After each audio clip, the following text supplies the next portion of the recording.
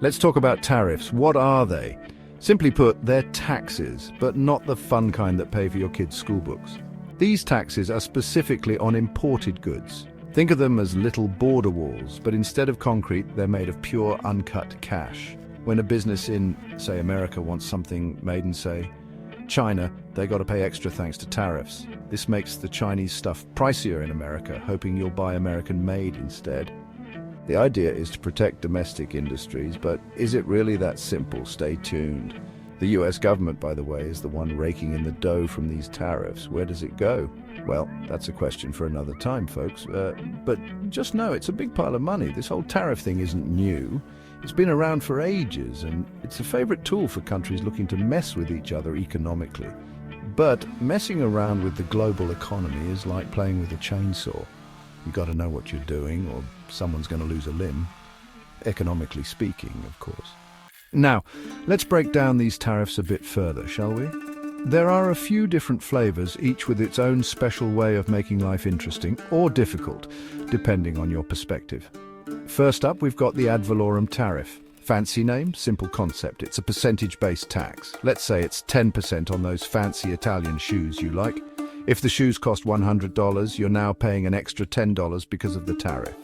Then there's the specific tariff. This one's a flat fee per unit. Maybe it's $5 per barrel of oil, regardless of whether the price is sky high or dirt cheap. Lastly, we have the tariff rate quota.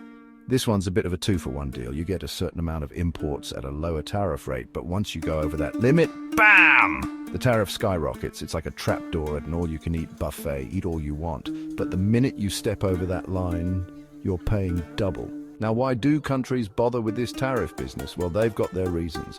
Sometimes it's about making money for the government. Sometimes it's about protecting domestic industries from foreign competition, though that doesn't always work out so well. And sometimes it's about punishing other countries for unfair trade practices. Tariffs have a long and storied history in the United States. Remember the Boston Tea Party?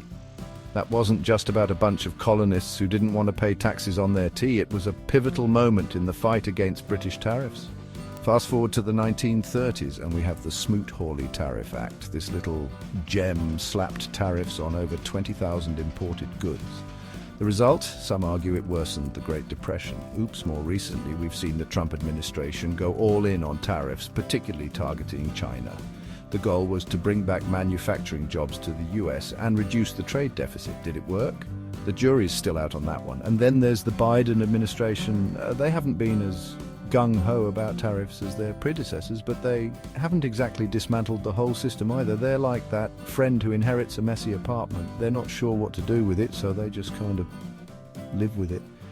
Section 4, the economic impacts of tariffs. Let's be real, folks. Tariffs have consequences.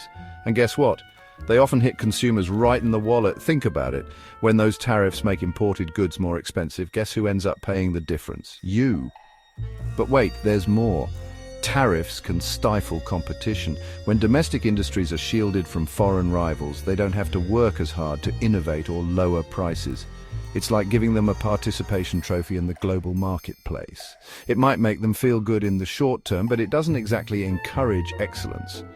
And let's not forget about the potential for economic inefficiency. When tariffs distort the natural flow of goods and services, it can lead to misallocations of resources. That means we might end up producing things we're not very good at, while neglecting areas where we could excel.